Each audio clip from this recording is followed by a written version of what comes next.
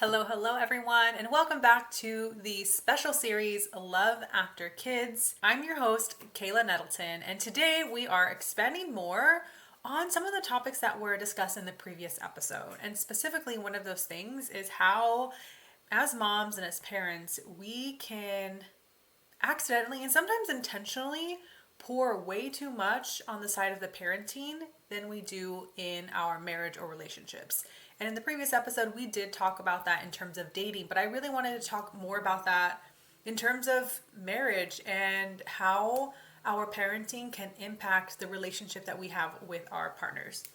And for me, this came up for a lot for my husband and I because our take on parenting was different.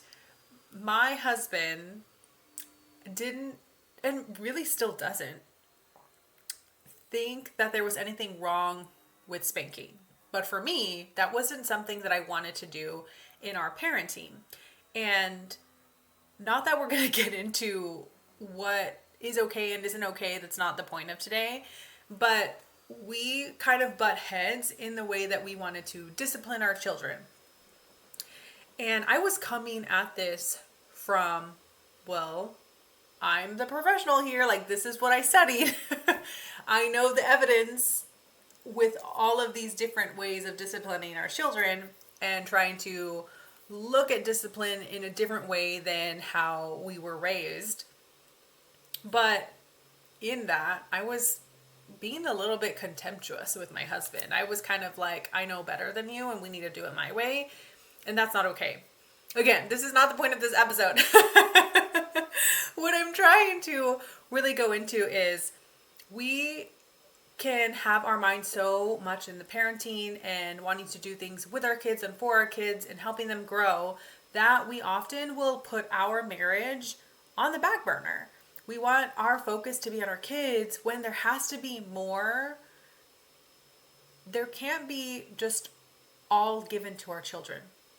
Yeah, we decided to have kids and we birthed them and they do need our attention. But if we're only giving our attention to our children and we're not giving any attention to our marriage, that is when things are going to start to fall apart. You're going to start feeling even more disconnected than you may have been before children.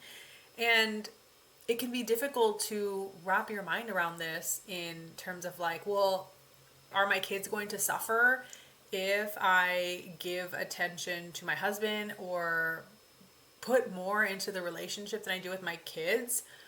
And the answer is no. I mean, honestly, kids do not need that much one-on-one attention to have a secure relationship with you and to feel loved.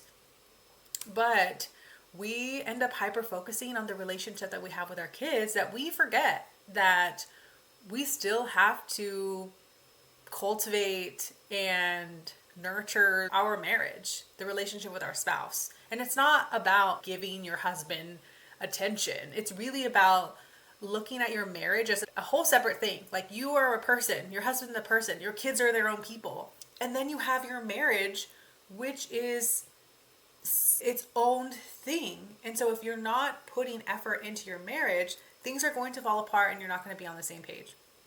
And this is what happened to us when I was more focused on doing everything for our kids than really putting effort into trying to cultivate a better marriage, to build a better marriage, to really look at our relationship, our marriage as something that was important and needed time and intentionality and our attention.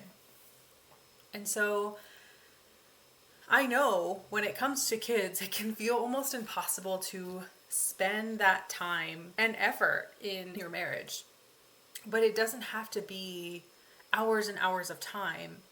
It's really about the intentionality of doing things where each of y'all are being seen, where each of y'all are feeling appreciated. It's those little things. And sure, some of these things are going to be in being able to go on date nights or being able to drop everything and spend time with each other when maybe not all of the chores are done. This is exactly what happened to us recently is I don't know how, but the stars aligned and my mom had come over for lunch and the little ones, our 3 and 5-year-old, were like, we want to go to Lita's. We want to go to Lita's. And that's what they call my mom, their grandma, is Lita's.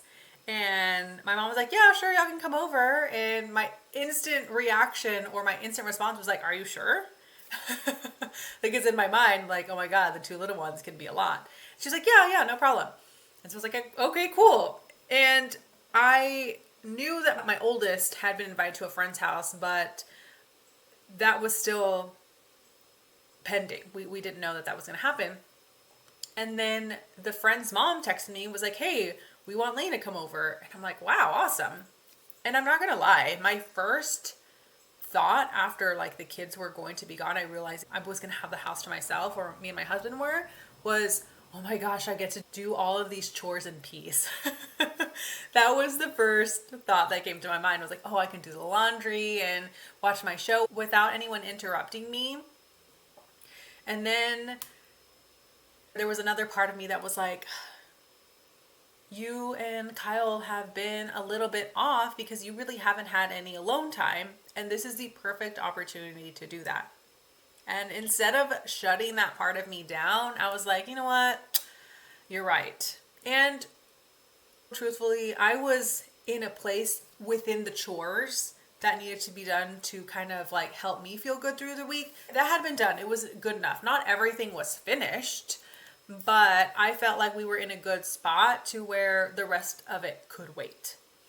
And sometimes we do have to think about those things.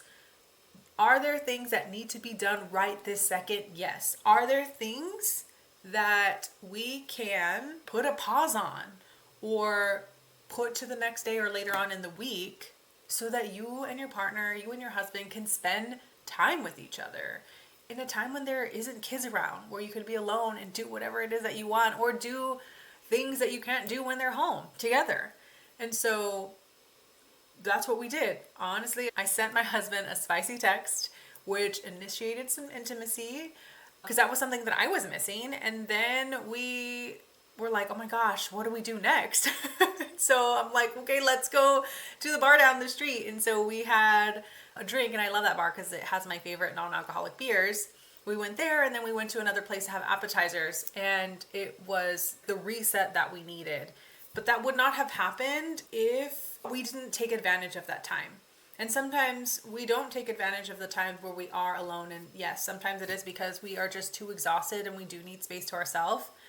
And I am definitely one of those people who thrives on being able to have alone time. And one of the things that helped me to take advantage of this opportunity was knowing that this week was going back to normal. The past 2 weeks had been spring break for our kids, and I had no alone time because we had 2 different spring breaks. Our oldest had a spring break, and then the second week our middle child had a spring break, and that's difficult for me to always be around people, because even when I was working, I'm with people, because as a therapist, that's what I do. And so I knew this week was going to be a slower week compared to the past 2 weeks, and I was okay with that. And again, you get to decide what you're okay with leaving for another day, but it takes intentionality and thinking, okay, what are those things that I'm okay with? What is my baseline, right? Asking yourself, like, what is my baseline for me to feel good in the week that I can let some of the stuff go? So the attention cannot just go to your kids and parenting.